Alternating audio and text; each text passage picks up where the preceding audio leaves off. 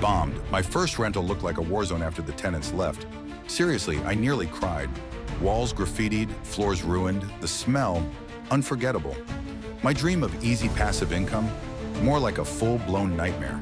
I was this close to selling up and running for the hills, thinking this whole real estate investing thing was a massive lie. It felt like every single hurdle property management could throw at you, all at once. I was venting to this old-timer investor, a guy named Sal, who's basically seen every tenant horror story imaginable over his 30 years in the game. He just chuckled and said, "Welcome to the club, kid. Property management isn't about avoiding punches. It's about learning how to roll with them and punch back smarter." Sal didn't just give me generic advice. He shared this one super underrated tip for picking tenants, way beyond just credit scores, almost like a secret code. He also showed me a surprisingly innovative, low-cost way to fix up the damage that actually made the place look even better than before.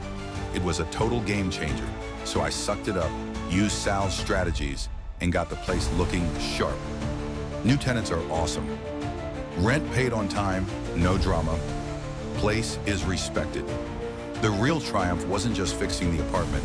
It was figuring out that the management's part of property management is where the real gold is. It's about building strong systems, constantly learning from those gut punches, and finding mentors who've genuinely been through it. That trashed unit? It wasn't a loss. It was the most expensive, but ultimately the most valuable masterclass I ever took.